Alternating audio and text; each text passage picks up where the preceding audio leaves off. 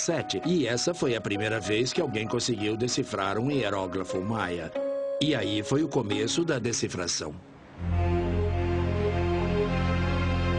A investigação se deslocaria para Dresden, na Alemanha, quando Ernest Forstmann, um bibliotecário, encontrou por acaso o Códice de Dresden.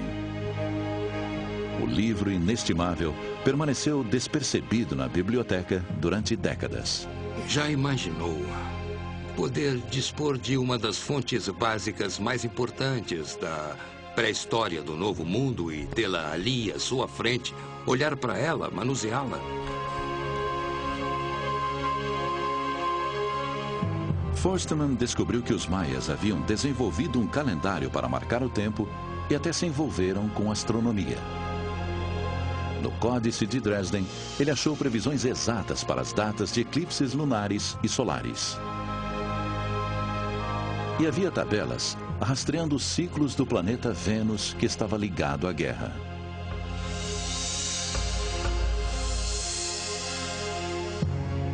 Contudo, o maior feito de Forstmann foi perceber que os números muito altos no Códice de Dresden eram contagens regressivas no tempo até uma data em que os maias acreditavam que o universo fora criado. 4 Ahau, 8 Cunco.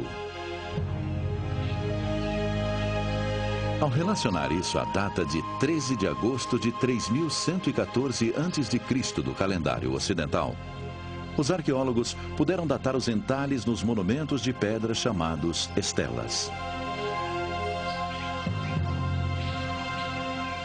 Um perito em glifos maias foi J. Eric Thompson, um brilhante arqueólogo e epigrafista britânico.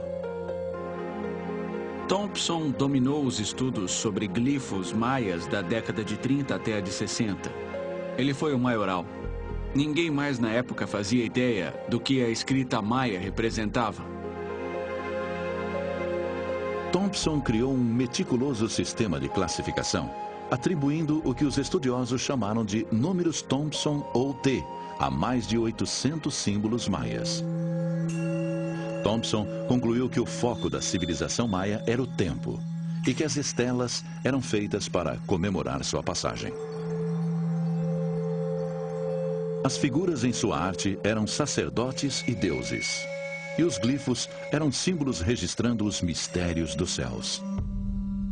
Thompson tenta nos convencer de que não existe nenhum sistema ali, a não ser as datas, além da astronomia, que basicamente é uma espécie de exercício místico da parte dos maias para entrar em contato com seus deuses.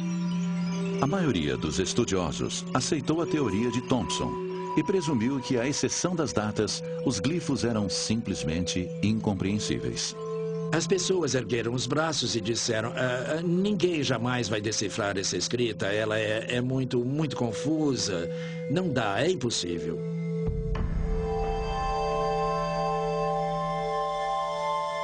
A mulher que desafiaria a visão de Thompson começou a estudar os maias por acaso. Tatiana Proskuryakov estudou para ser arquiteta. Mas quando se formou em 1930, o país estava sob domínio da Grande Depressão. Ela não tinha a perspectiva de emprego. Ela entrou no museu da Universidade da Pensilvânia e viu um anúncio pedindo um artista que fizesse desenhos ou reconstruções das ruínas de Piedras Negras, um importante sítio maia clássico. Tânia começou a trabalhar lá naquele campo e começou a fazer reconstruções mostrando como aquilo era no passado. Ela era uma topógrafa e desenhista habilidosa. Seus desenhos de reconstituição eram tão arquitetonicamente precisos que deram vida à antiga cidade maia. É quase como se ela tivesse uma visão de raio-x no cérebro. Ela podia olhar para um templo em ruínas e adivinhar quantos terraços sustentavam a superestrutura no topo. Acabou se revelando extremamente visionária. Um de seus projetos foi remontar todos os fragmentos de jade que haviam se estilhaçado em vários pedaços. E foi nessa ocasião, quando trabalhava quase anonimamente, que ela veio com a grande descoberta. Proskuriakov tinha fotografias de dezenas de estelas em pedras negras.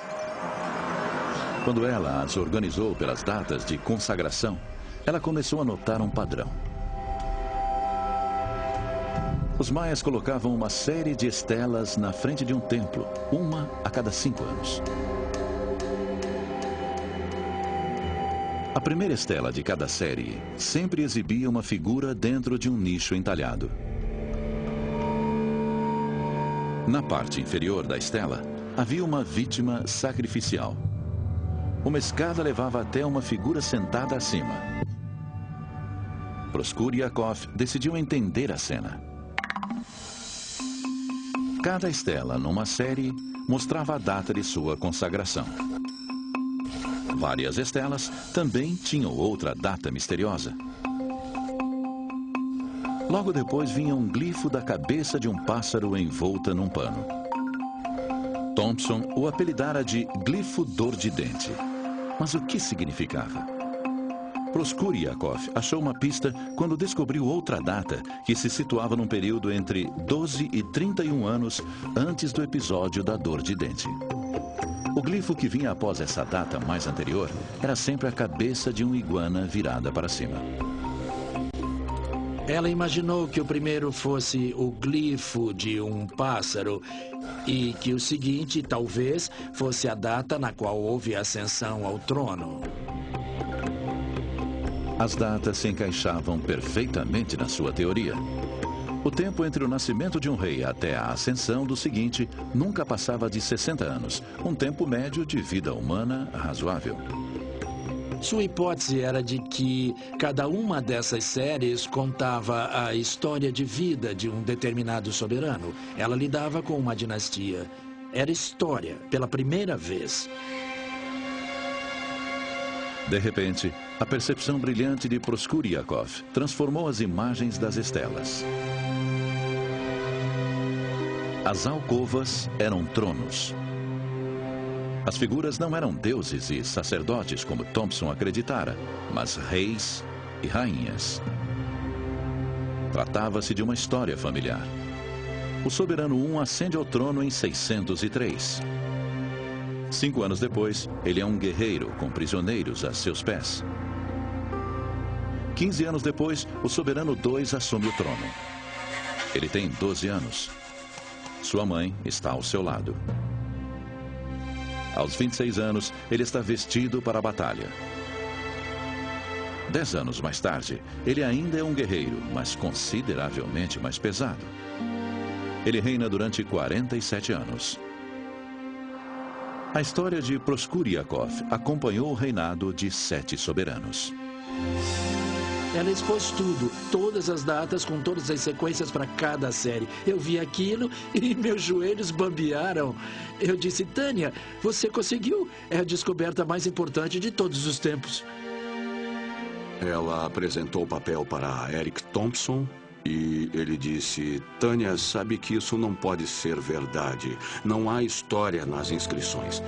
Ela contou que na manhã seguinte voltou ao trabalho e foi cumprimentada por ele, que disse, você está certa. O que é incrível para alguém como ele, que fora um eterno oponente da ideia de que isso fosse história. E era. Isso mudava tudo. Agora sabíamos que lidávamos com história nesses monumentos. O avanço seguinte na decifração do código ocorreu em maio de 1945, quando o exército russo invadiu Berlim.